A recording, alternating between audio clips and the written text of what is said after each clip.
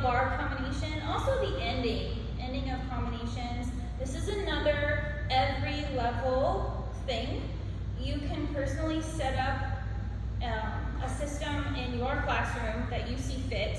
If there is a shape that you want them hitting at the end of each combination, you know, most standard at the bar, depending again on level, is first or fifth position. Head away from the bar if they're one-handed, or they can just be neutral if they're facing the bar. But always enforcing that they start, like there should be a difference, and even practicing this with them, there should be a difference in your body, standing, relaxed, engaged mentally, learning the combination, and then boom, I'm doing the combination, helping them come up with that checklist that they need to go over before the combination even starts. Are my feet turned out? Are my arms lifted? Am I rolling in on my feet like little penguin feet? Am I pulled up and my ribs are open? Or are my ribs closed? Is my back long or is it in a letter C? I'm kind of roundy. Correcting those and kind of getting them in the habits of doing it for themselves, catching it for themselves, not just waiting for you to correct it, but see if they can correct it before you get to it. And it does take a little bit of practice, but it's time well spent. It'll set you up for the rest of your season. So that being said, preparatory position, you know, if they're in first position, if we're at the bar, and then they go hands up and on the bar, or if they are one hand on the bar for the little bit higher levels, fifth position, I always like to have them start without hands on the bar. And whatever your preparation looks like, whether it's grabbing and they just do one arm, or if you want them, it can change, you know, as they get higher in level, it's gonna change per combination even sometimes. But giving them that prompt and enforcing, making sure that they're in the shape before the music starts. And sometimes I wait. I will stand by the music. I will be telling them everything, and then if I'm not seeing what I want to see, I wait in silence, and I let them get their wiggles out, and I say, I'm not seeing the shape I want to see. It's still not there. I see 3, I see 4, and I kind of, until I can get them in, and then once they kind of get used to that process, then it's kind of get them in faster. So I kind of break that into levels.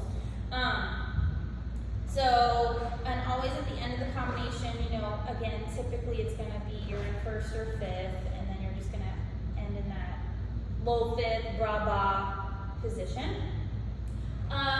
More so in the center, still want to see that same thing. So, like I did a few videos ago with Tondu, combination corners of the room, fifth position, making sure, you know, like it's not enough that their hips are in the right place, but they're in a not very challenging fifth position.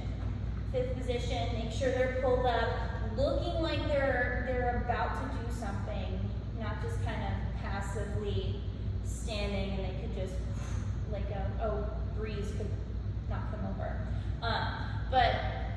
You don't always, the upper levels can add a little bit of a demi-bra there, but for the lower levels, just having a nice first and whatever's next, like for their preparation in the center is good.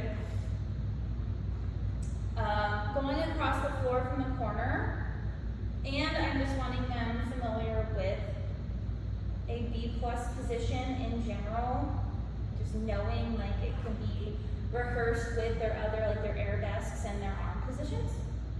So starting in B+, again, I'll do it on FOSS so you can kind of see what I'm talking about. First position, and then taking the legs. So I even allow them, when we're first talking about it, like I get silly with it. Let them giggle, let it be silly, and then you kind of pull it back in and make it, refine it. So I usually have them get their leg behind and like stick their bum out, you know, like do a little wiggle, and then I have them try and stand up, and we want to see one leg, so we're talking about standing leg, and hide their back knee and see 2 feet. So not this, where we kind of up them a little bit closer, where it's just legs are just passive. passively next to each other and not open so that we have daylight in between our legs, but really actively, so we have one leg, 2 feet. Also making sure that they're on the big toe side of that foot, they're not on the pinky, and that they're pulling in and up. So this would, like mostly be an across the floor situation. And then arms of choice. So if we are standing, getting ready from the corner, that they, again, we don't have this turned in, that I've been seeing this a lot lately, and this is a habit that I would like to get out rather quickly, where we go, okay, let's go from the corner, B+, and they just go, okay, and they just sort of, it's turned in, they just kind of flop the foot down. I want to see them taking care and finding the shape and pulling up and setting up before they go, not kind of just letting them and like hop into a saute out of nowhere. If they do that, pause them. Nope, that's not how we get into a saute. Go back, do it again. Is making them do it correctly.